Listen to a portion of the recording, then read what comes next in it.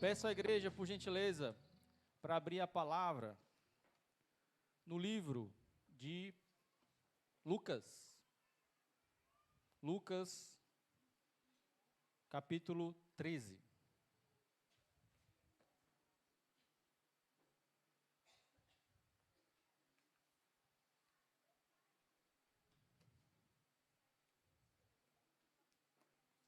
Lucas, capítulo 13, a partir do 10. Dos 10 ao 17.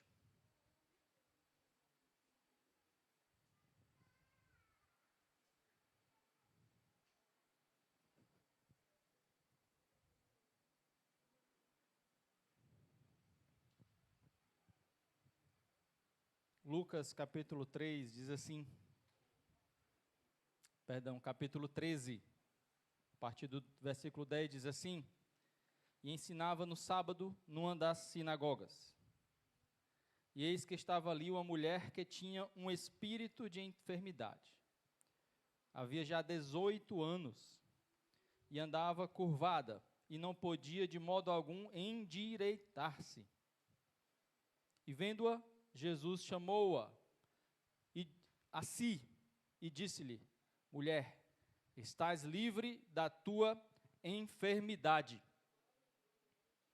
E pôs as mãos sobre ela, e logo se endireitou, e glorificava a Deus. E tomando a palavra, o príncipe da sinagoga, indignado, porque Jesus curava no sábado, disse à multidão: 6 dias há em que é mister trabalhar. Nestes, pois, vinde para serdes curados, e não no dia de sábado. Respondeu-lhe, porém, o Senhor e disse: Hipócrita, no sábado não desprende da manjedoura cada um de vós o seu boi, ou jumento, ou não leva a beber? E não convinha soltar desta prisão no dia de sábado esta filha de Abraão, a qual há 18 anos Satanás tinha presa? E dizendo ele isto, todos os seus adversários ficaram envergonhados, e todo o povo se alegrava por todas as coisas gloriosas que eram feitas por ele. Amém? Amém? Senhor Deus, mais uma vez, Pai, na Tua presença, Pai, nós Te buscamos em oração.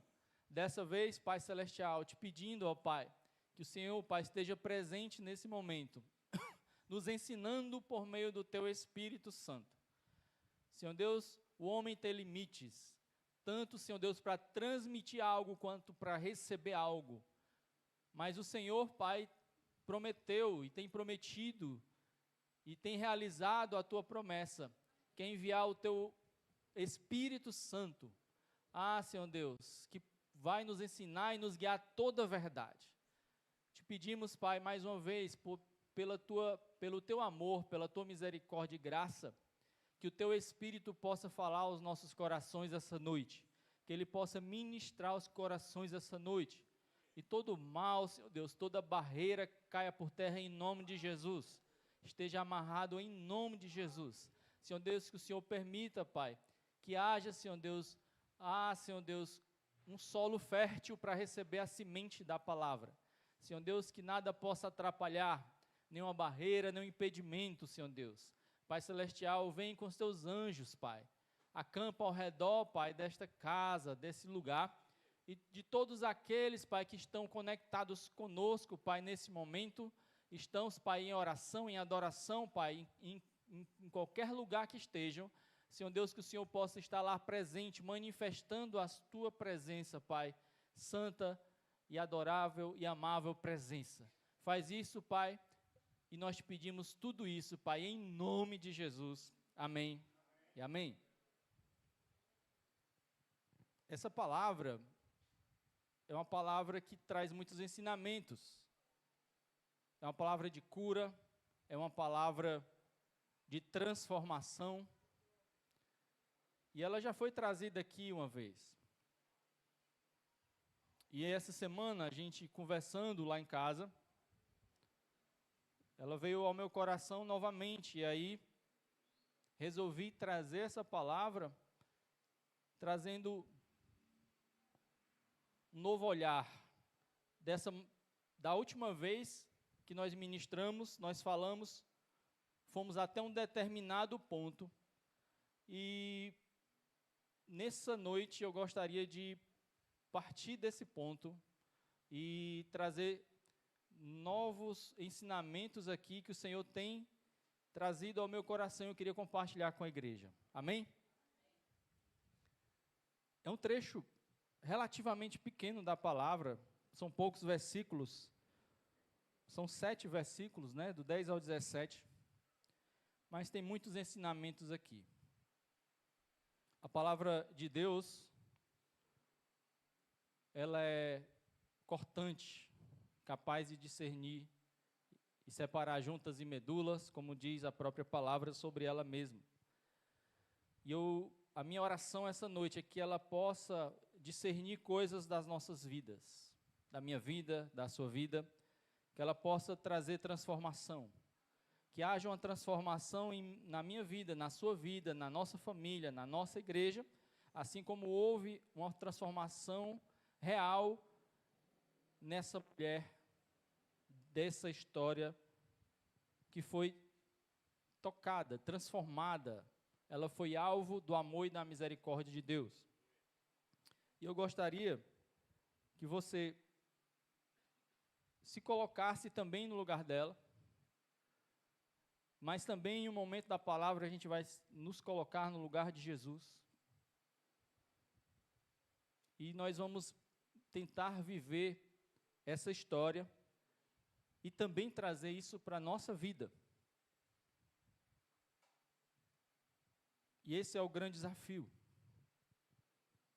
A palavra de Deus, ela inicia no versículo 10, dizendo que Jesus ensinava no sábado, numa das sinagogas. E ele tinha esse ministério. Jesus, ele tinha muitos dons, e ele exercia o ministério dele. O ministério dele era profético, o ministério dele também era pastoral, o ministério de Jesus também era de ensino, porque ele era mestre. Logo, quando criança, ele foi encontrado conversando com homens de grande conhecimento.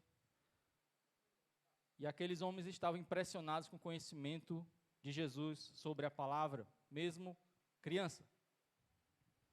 Jesus aqui está na sua fase adulta, está no seu ministério.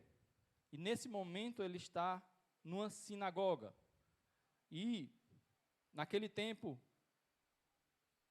eles se juntavam na sinagoga e eles iam ler a palavra. E tinha um ritual. E algumas pessoas eram escolhidas para ler a palavra. E nesse dia, Jesus foi escolhido para ler. E por isso, no versículo 10, diz, ele ensinava. Só que tem um detalhe, não era numa segunda, não era numa terça, não era numa quarta, não era numa quinta, não era na sexta viva, não era no sábado. Aliás, não era no domingo. Como os nossos cultos de evangélicos aqui no Brasil, geralmente no domingo.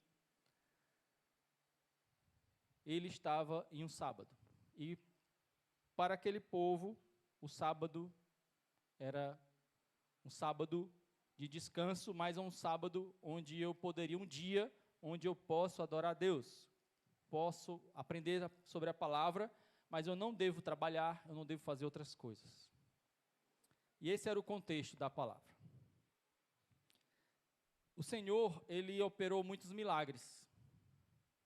E se você for ler os evangelhos, você vai ver milagres de todo jeito, de toda maneira. E a maioria dos milagres aconteceram quando as pessoas foram até Jesus. A grande maioria dos milagres.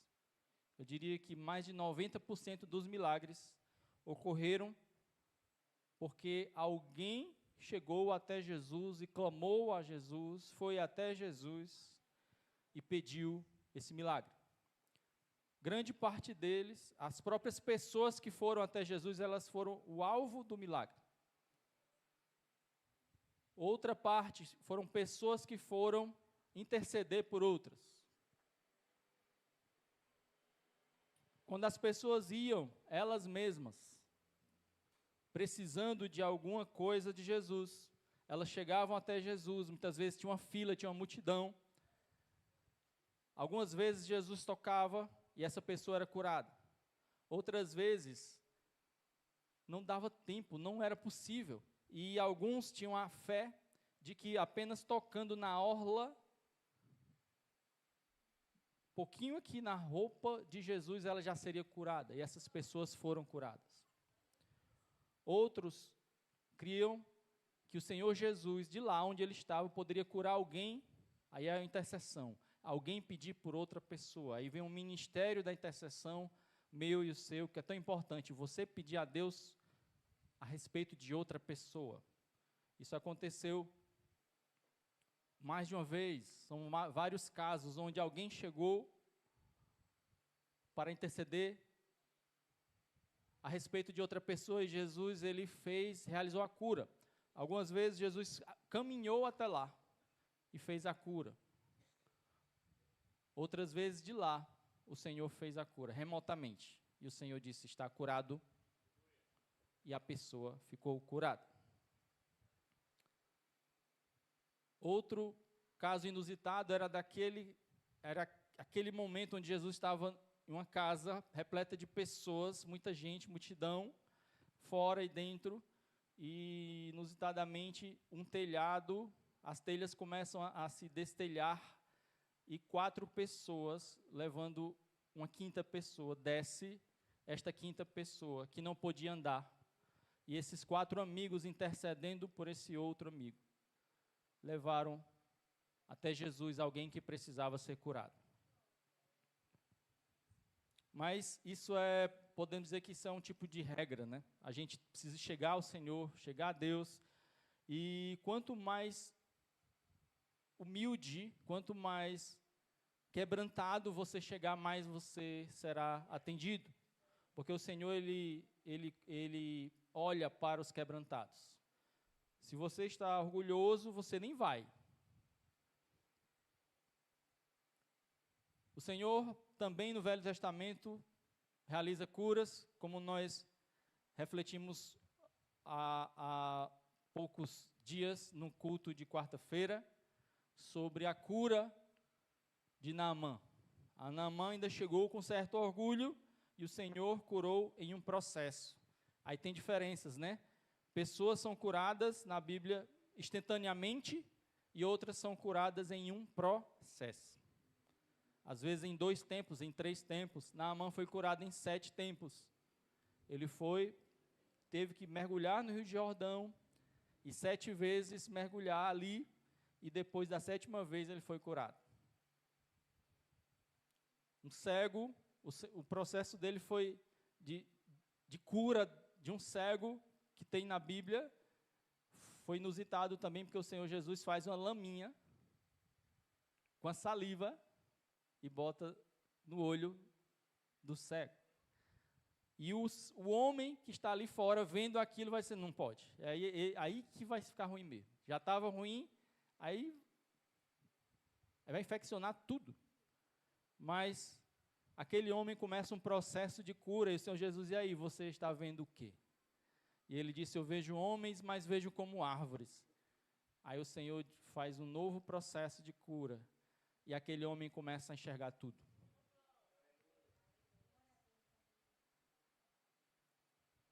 Em Marcos, tem registrado uma cura também de um homem que não ouvia e nem falava direito.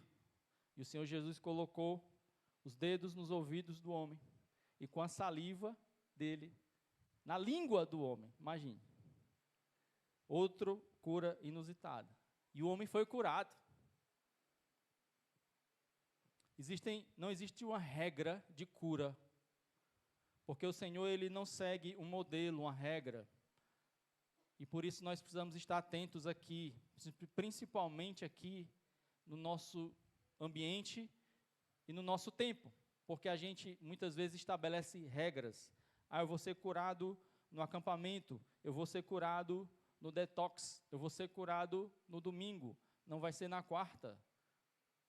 E aí, alguns criam modelos para o Senhor executar esse modelo. Só que não é assim que funciona. O Senhor vem com o modelo dele, e a gente passa por isso, e é do jeito de Deus.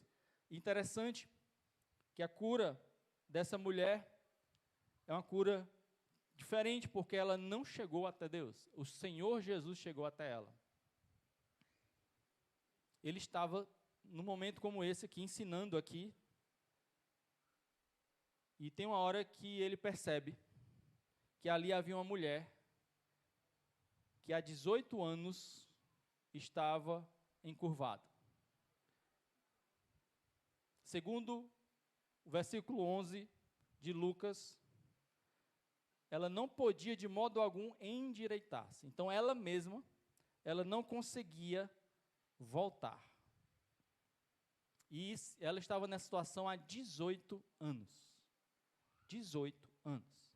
E o versículo 12 diz que Jesus vendo-a, então Jesus viu aquela mulher, ele chamou aquela mulher para perto de si, então, muito provavelmente ela veio até a frente, então na frente de todos, ele declara, mulher, estás livre da tua enfermidade, versículo 12. E o 13 registra que o Senhor Jesus pôs as mãos sobre ela. Então, ele não só declarou, ele pôs as mãos sobre ela. E ela endireitou o seu corpo. E depois passou a glorificar a Deus. Esse foi o processo de cura daquela mulher. Mas eu queria falar com os irmãos primeiramente sobre o 11, sobre essa mulher que andava curvada. E a primeira vez que eu trouxe essa palavra, a gente falou um pouco sobre essa situação. Mas antes de falar sobre o significado disso, eu queria fazer um exercício com os irmãos. Eu queria que os irmãos pudessem se imaginar no lugar daquela mulher, se imaginar o cotidiano daquela mulher, como ela acordava, como ela se dirigia até os lugares,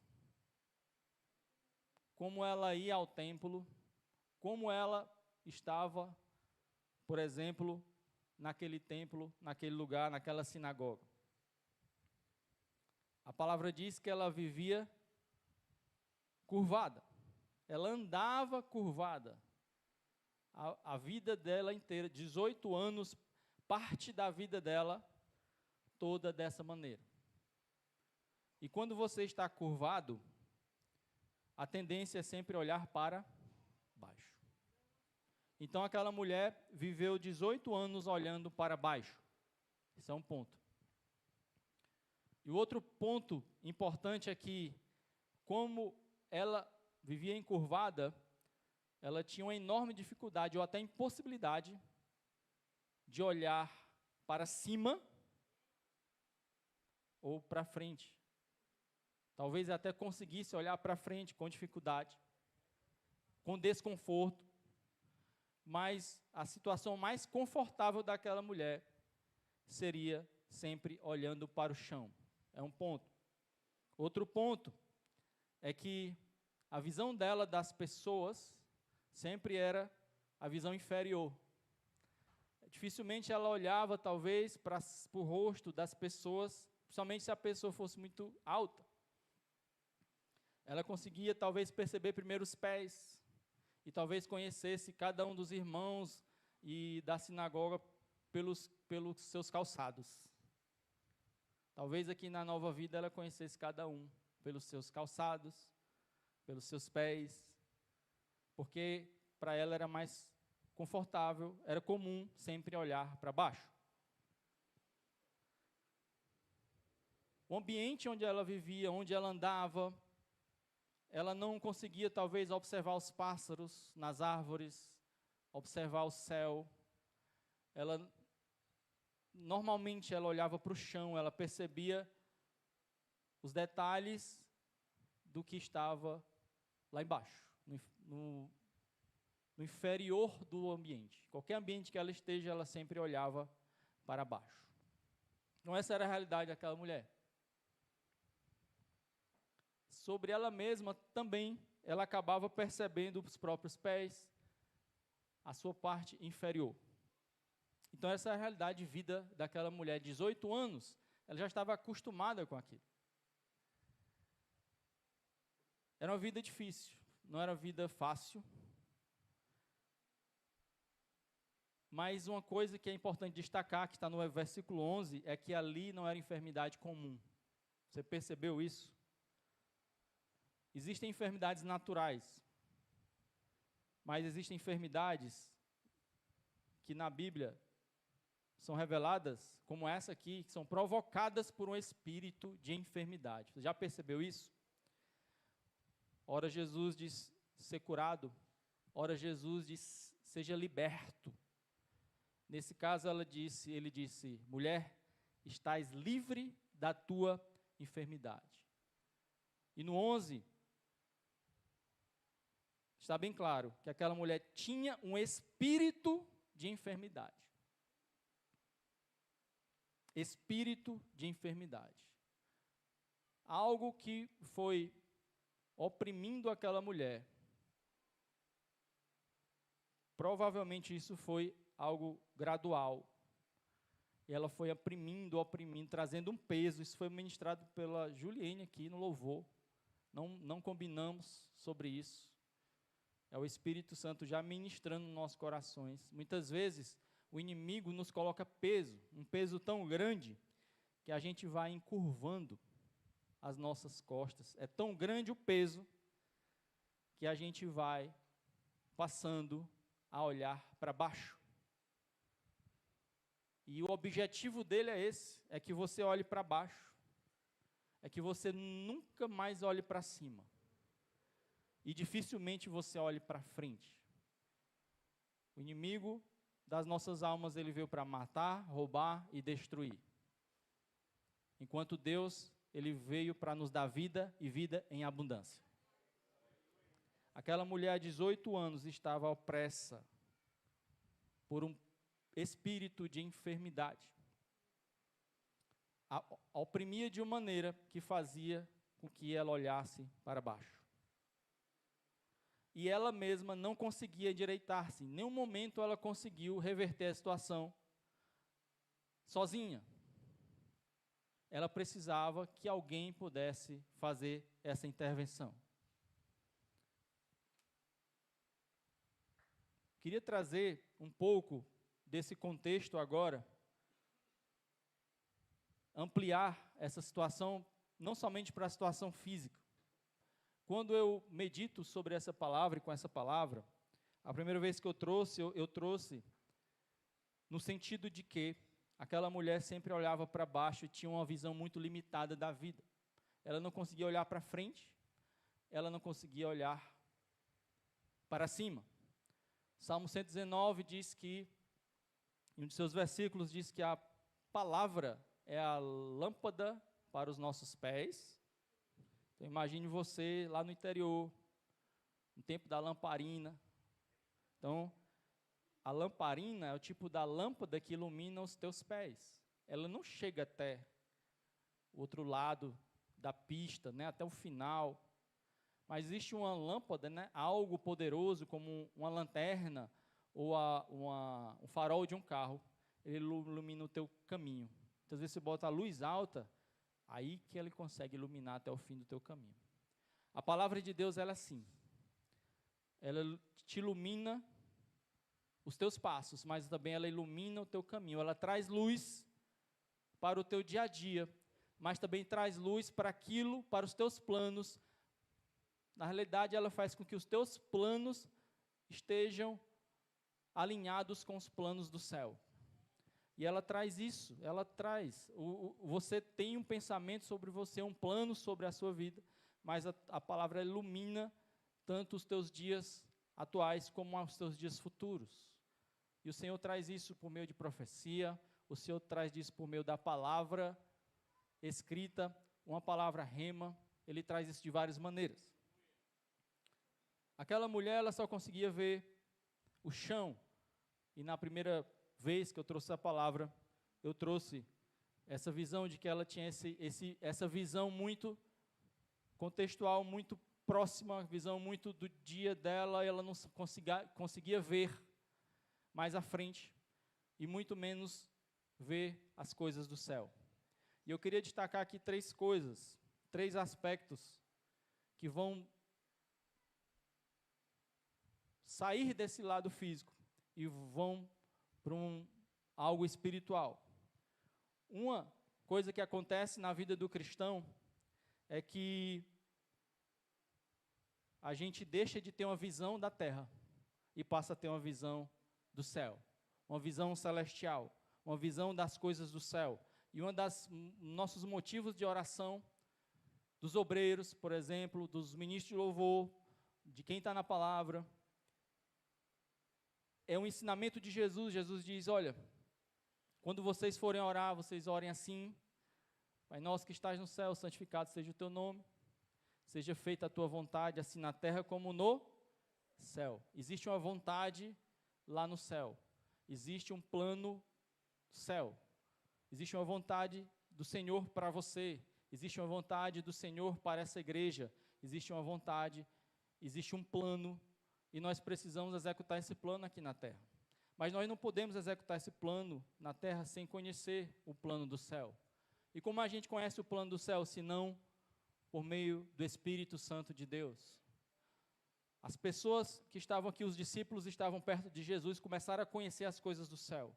O Senhor Jesus começou a revelar coisas do céu.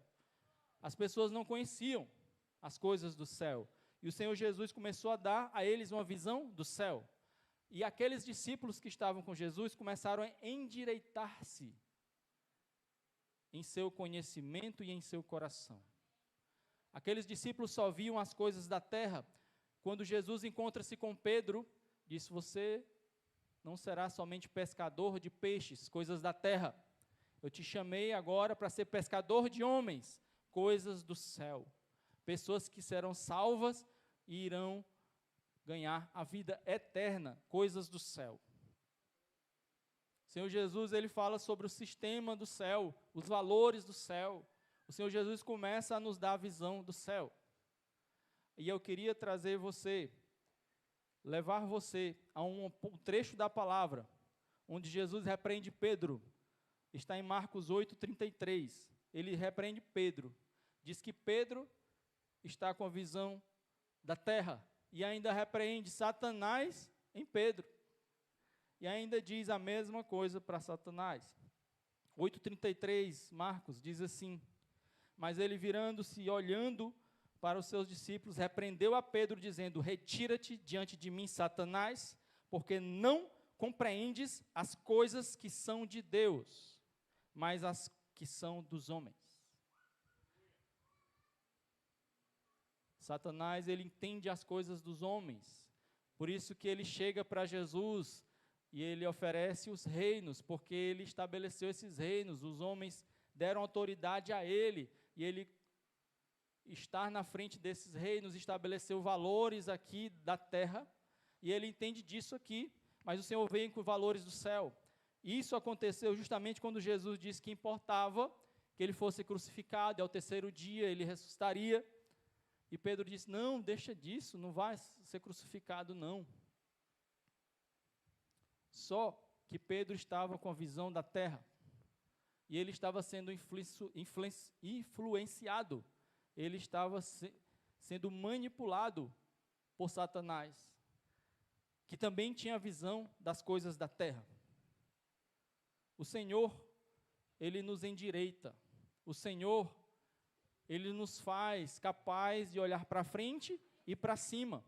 Quando você se converte, quando você chega perto dele, como essa mulher chegou perto dele, para ela ser curada naquele lugar, ele viu aquela mulher e ele chamou ela para si. E todos nós aqui, que fomos chamados por Jesus, nós o aceitamos como Senhor e Salvador, e a partir desse momento que nós chamamos de conversão, ele começa a endireitar a nossa vida, e a gente começa a entender das coisas do céu. E as pessoas que estão lá fora olham para você e não entendem. Não entendem porque você faz determinadas coisas ou você não faz determinadas coisas. Eles não entendem porque você é de um determinado jeito. E porque você não é de outro jeito. Por que você não é esperto, segundo o mundo, para dar uma roubadinha em alguma coisa, em um dinheiro, em um litro de gasolina, em uma fila. Mas o Senhor começa a nos dizer, nos dá a visão do céu. Existem valores diferentes, e Ele começa a forjar o nosso caráter, e a gente começa a olhar para cima, entender que existem valores diferentes, e o Senhor começa a mudar a nossa visão. E nós temos uma visão da terra, que é aquela visão que só olha para baixo. E o Senhor nos dá a capacidade de começar a conhecer as coisas do céu. Amém. Quem quer conhecer as coisas do céu? Uma das grandes formas de conhecer as coisas do céu é essa aqui. É fazer parte de uma igreja. E a igreja é revelada, onde o Senhor, Ele traz, por meio de cada um dos membros da igreja, a sua revelação. E Ele deixou aqui ofícios, pastores, mestres, evangelistas, profetas. Tem revelação. Mas também tem aquele momento onde você precisa subir ao monte, em particular, ou você precisa entrar no secreto, como diz Jesus, fechar a porta das interrupções. Por que às vezes é mais difícil ter a Bíblia no celular ou ler a Bíblia no celular na igreja? Porque, exceto que seu celular esteja sem internet ou no modo avião, você vai estar lendo a Bíblia e vai vir alguém no WhatsApp falando com você. Vai vir uma notificação de outro aplicativo falando isso, falando aquilo. Está na hora de você fazer isso. E tira a tua atenção. Tem hora que Jesus disse, vá para o teu quarto, feche a porta. Atenção total a Deus, as coisas de Deus. Ligação com o céu. O Senhor quer transferir uma visão do céu para você. E em oração Ele te dá isso. Se você quiser ir mais à frente, nós falamos um pouco sobre jejum. O jejum de Daniel foi assim, quando ele fez o jejum, ele começou a conhecer coisas do céu, o Senhor revelou coisas do dia atual dele, coisas do futuro e coisas que ainda nem aconteceram ainda, meus irmãos. Estão para acontecer, visão do céu, plano de Deus.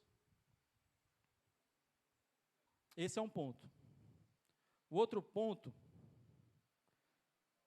sobre visão do céu, Isaías 55, ele ilustra bem isso. Isaías 55, ele diz assim,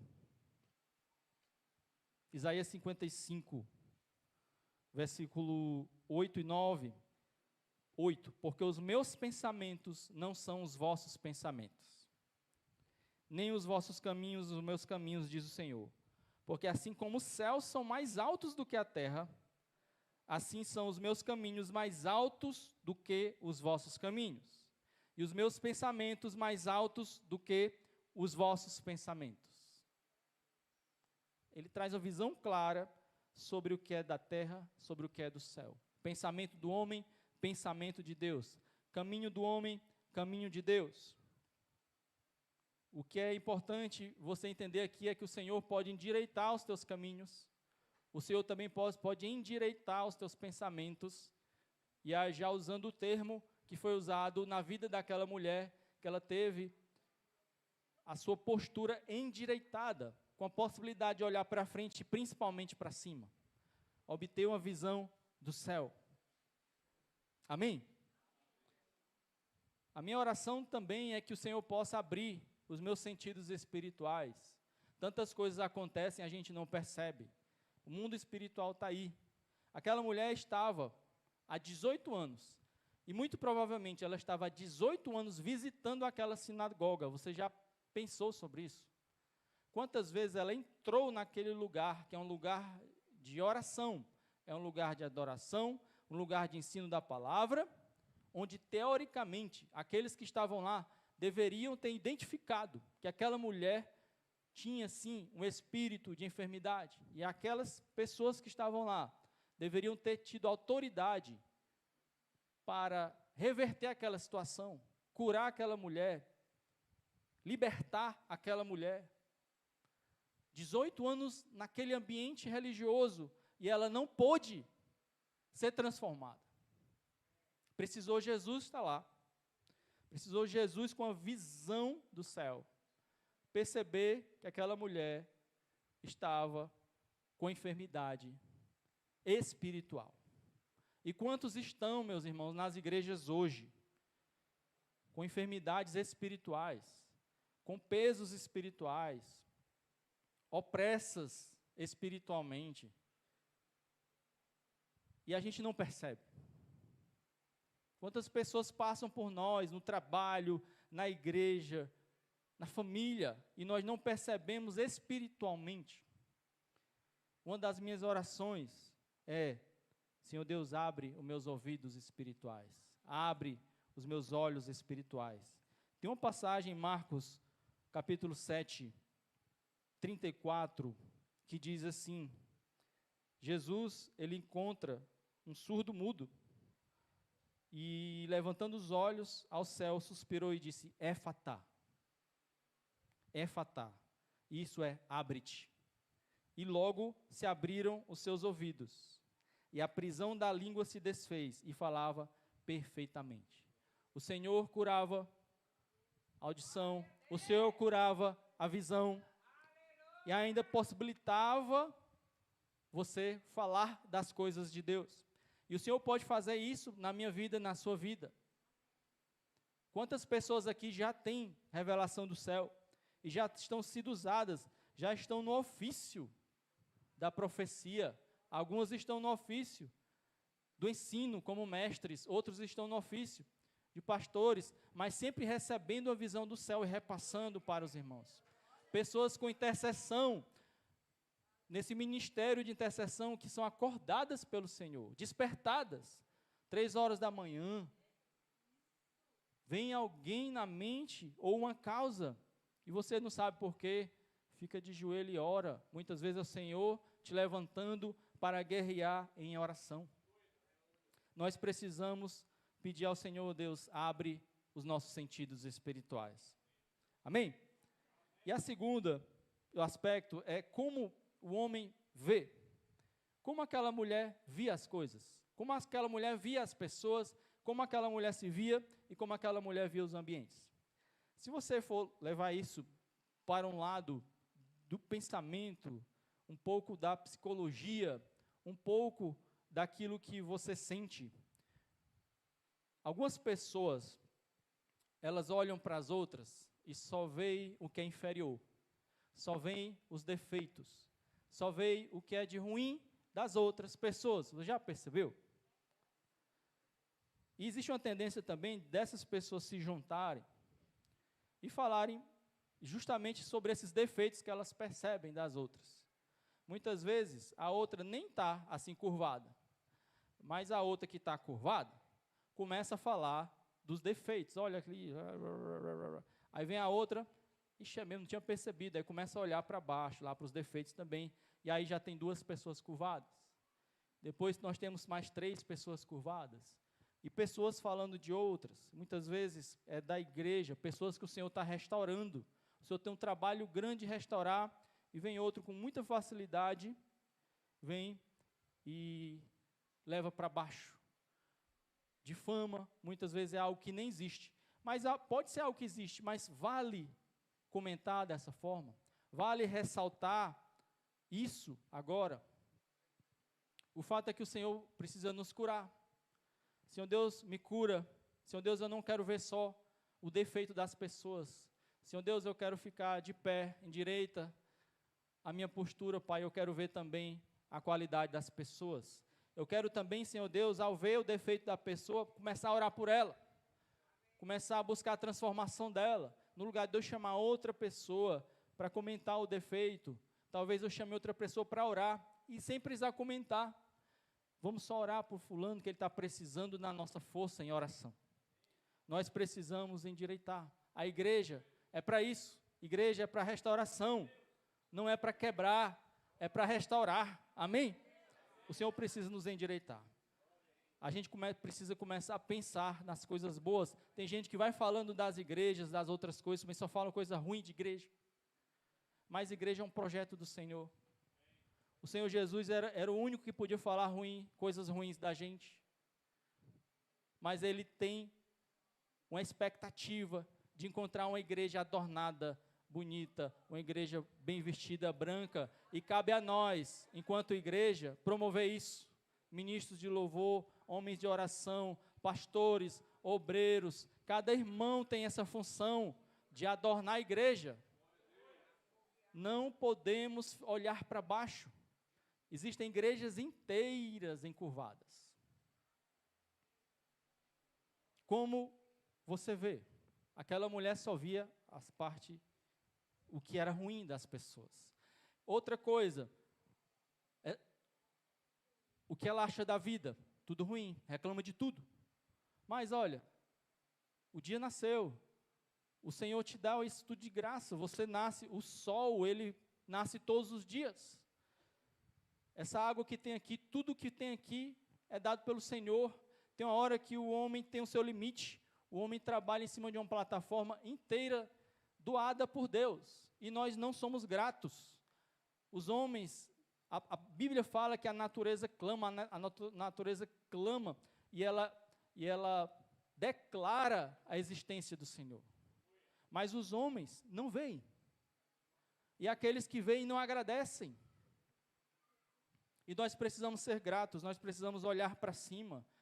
Nós precisamos entender que o nosso Deus, Ele tem nos dado bênçãos, isso que nós cantamos aqui, um pouco antes da pregação. 1, 2, 3, são muitas bênçãos, são incontáveis bênçãos que o Senhor dá.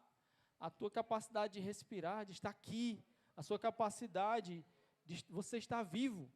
O Senhor tem um plano para a tua vida, o Senhor te ama, o Senhor tem algo para você também na eternidade.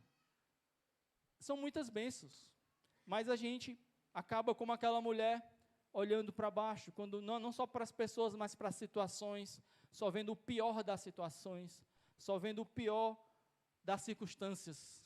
Nós precisamos ser curados pelo Senhor. Na quarta-feira, foi pregado algo que tem muita relação com isso. As harpas. Foi também pregado no acampamento. O pastor Timóteo trouxe a palavra, o pastor Walter trouxe a palavra na quarta. Sabe? E o pastor Walter disse, aquela harpa pendurada não é somente um instrumento pendurado. É a tua capacidade de adorar que está aposentada, bloqueada. A tua capacidade de olhar para o alto que está travada. Você está como aquela mulher encurvada. Você não consegue adorar. E o inimigo adora essa situação. E foi pregado na quarta que assim, o inimigo assim, canta agora. O inimigo oprime, o inimigo está aprisionando, o inimigo está oprimindo, e ainda diz, canta, louva agora, nessa tua situação. É igual aquele ladrão que estava do lado de Jesus, se liberta agora, você não é Deus, se liberta. Os soldados também mandam os teus anjos se libertarem agora. Só que o plano de Deus, o plano do céu, o Senhor já sabia. Ele tinha a visão do céu. O Senhor Jesus olhava para o céu e ele sabia, ele se ofereceu como sacrifício. Aquilo era para passar. E aqueles homens que estavam presos, cativos, eles estavam em um momento que o Senhor permitiu, mas eles não podiam deixar de adorar, porque a adoração justamente seria uma válvula de escape.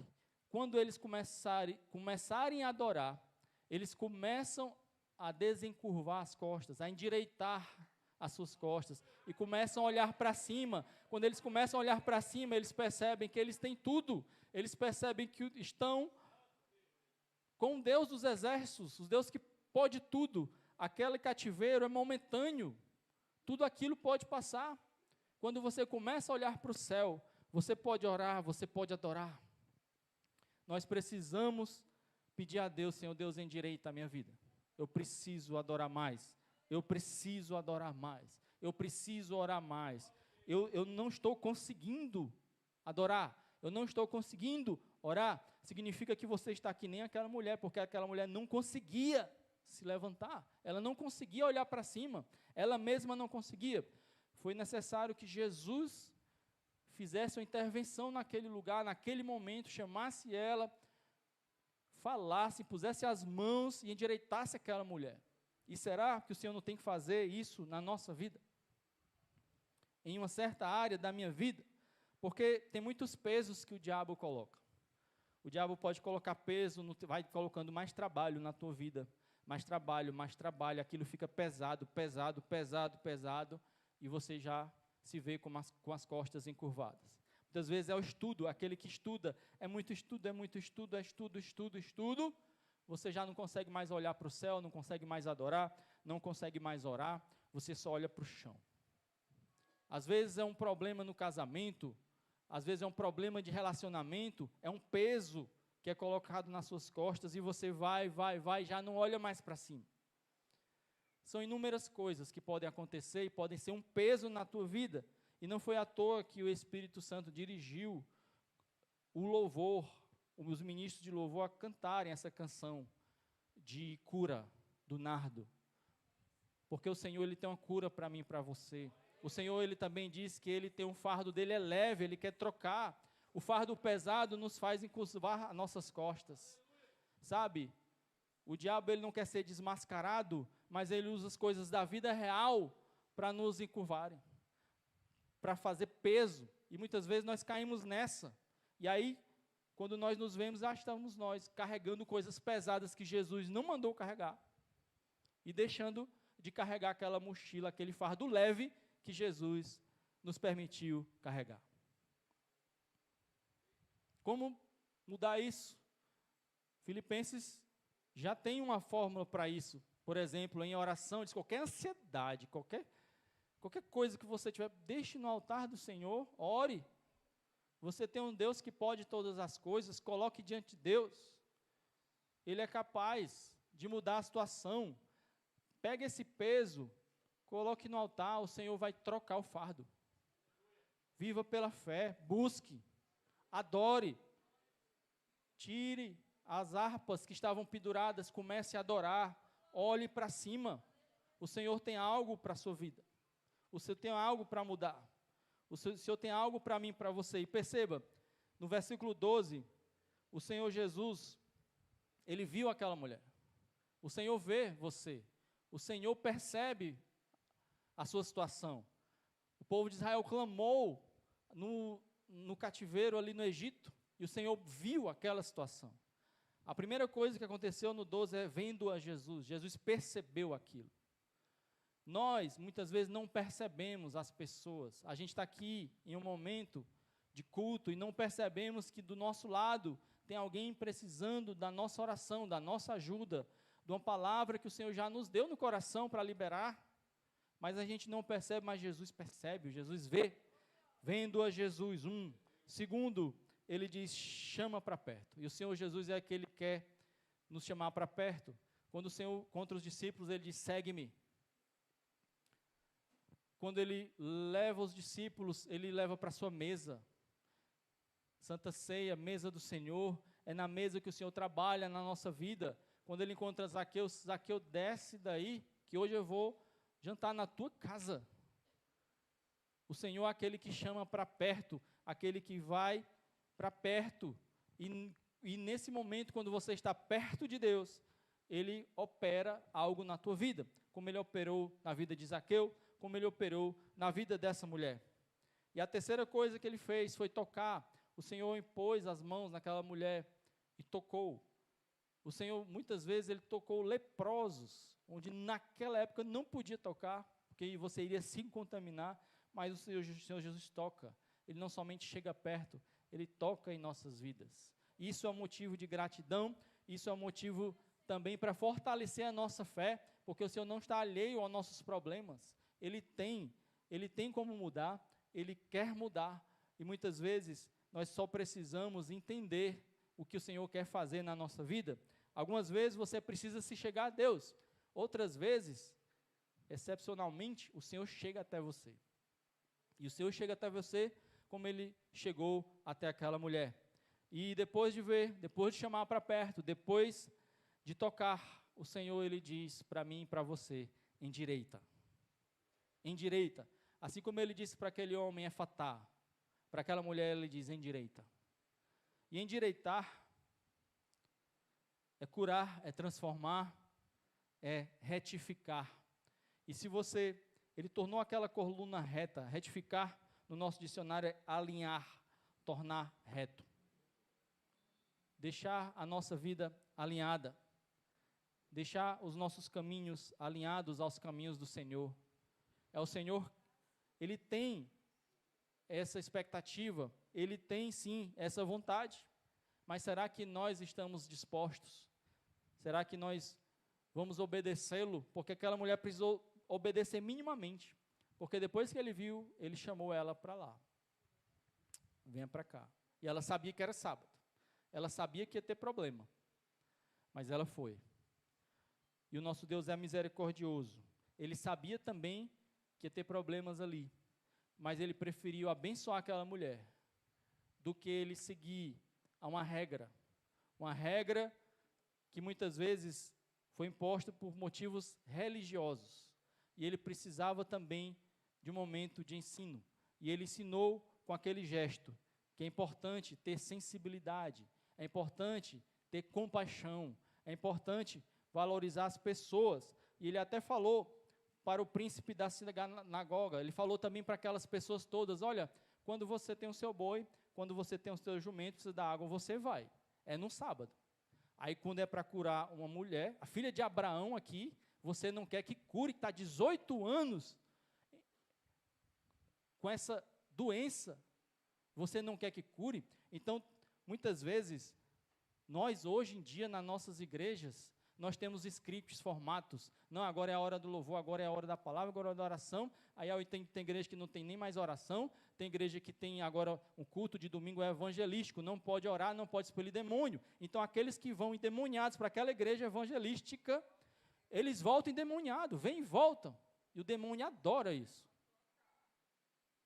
Não sou eu que entrego o script, o plano é de Deus, é Ele que vai salvar. O Senhor Jesus começa a provar ali na sinagoga, ó, o plano é meu, vem aqui para frente. E ser curada agora. E aquela mulher, aquele espírito de enfermidade que oprimia aquela mulher 18 anos foi embora naquele momento. Sabe o que é que o príncipe da sinagoga disse? O que é que ele sentiu? Ele ficou indignado. Olha aí, ele ficou indignado. Ele não se preocupou com a mulher, ele não se preocupou com a situação dela, com como ela estava, ele se preocupou com o script, com o modelo, com aquela situação, com aquilo que Jesus atrapalhou ali naquele momento religioso. Nós precisamos ter muito cuidado com a nossa religiosidade, com nossos cultos pré-formatados, com as nossas religiosidades do nosso dia a dia, de casa, porque o Senhor pode querer operar em uma pessoa enquanto você estiver no seu trabalho, enquanto você estiver ali na calçada, enquanto você estiver ali almoçando. O Senhor pode operar em alguém à distância, te chamar para orar. O Senhor pode operar de várias maneiras. E nós precisamos estar atentos às coisas do céu, à voz de Deus, ao que o Senhor quer fazer na minha vida e na tua vida. Você pode ficar de pé, porque o Senhor Ele tem algo a ministrar no teu coração e no meu coração ainda. Ainda em oração, nós gostaríamos de pedir a Deus algumas coisas. Queria chamar também, por gentileza, o grupo de louvor, que nos ajude a olhar para cima. O ministério de louvor e adoração, ele nos ajuda, ele nos conduz a olhar para cima.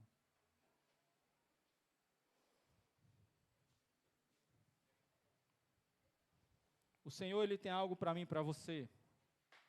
Nós precisamos nos deixar ser curados por Ele. Às vezes, essas coisas que nós sentimos, o que nós vemos, causa inveja. Pode ter aqui pessoas com 18 anos de inveja, 18 anos de ciúme, 18 anos de ira, de mágoa, porque só viu o lado negativo, só viu o chão, só viu os pés, só viu aquilo da pessoa. Mas o Senhor te chama a olhar para cima, o Senhor te chama a olhar para frente, o Senhor te chama a voltar a adorá-lo, a glorificá-lo, deixar nas mãos deles. Muitas vezes essa situação, você foi vítima, pode ser vítima. Mas quem disse que é você que vai julgar? Quem foi que disse que é você que vai operar ali a vingança? Entregue para Deus, Ele faz todas as coisas, Ele resolve. O nosso Deus é o Deus que opera maravilhas. Ele faz da forma dele. Foi o que Jesus fez quando ele estava sendo crucificado. Pai, perdoa-os, eles não sabem o que fazem. Jesus olhava para frente, Jesus olhava para cima. Naquele momento ele estava como um cordeiro.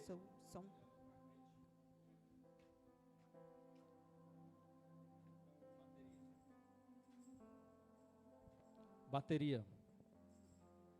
Jesus, como cordeiro, estava olhando para frente, como leão. Ele se doou como cordeiro, mas sabia que ele era o leão de Judá. E logo que ele morreu, 3 dias ressuscitou, ele foi à direita do Pai. E o Pai disse assim: aguarda aí, meu filho, todos os teus inimigos serão colocados debaixo dos teus pés. Jesus sabia disso. Quando Jesus voltou, disse aos discípulos: ide, pregai o evangelho, porque foi-me dado poder no céu e na terra. No céu e na terra, embaixo e em cima. O Senhor Jesus é aquele que olha para baixo, mas olha para cima. Aquele Deus de baixo, Deus de cima. Foi dado o poder na terra, foi dado o poder no céu. E a você foi dado o poder na terra de expelir demônios, de curar enfermos, de pregar o evangelho. Olhe para frente. Olhe para quem você é na frente. Talvez você se doe como cordeiro. Talvez você tenha que andar assim a 2ª milha. Talvez sim você tenha que dar a outra face. Talvez sim você precise perdoar, mesmo você tendo sido a vítima. Sim, perdoe, olhe para cima. Olhe para o que o Senhor tem para você. Porque o Senhor quer te libertar. Porque a mágoa é prisão, a ira é prisão, o ciúme é prisão, a inveja é prisão. E o Senhor quer te libertar. O Senhor fala sobre isso. Ele diz, ele estava advogando essa causa no 16, ele diz: olha, eu vim soltar da prisão essa mulher. Satanás há 18 anos tinha presa essa mulher. E será que em alguma área da minha vida o Satanás, o inimigo, não está querendo me prender e me colocar embaixo? Porque quando você está livre, você é livre para amar, você é livre para trabalhar, você é livre para cuidar, você é livre para voar. Porque o Senhor te fez foi para voar. A palavra de Deus que Ele nos chamou para andar, correr e voar. E Satanás não quer isso na tua vida.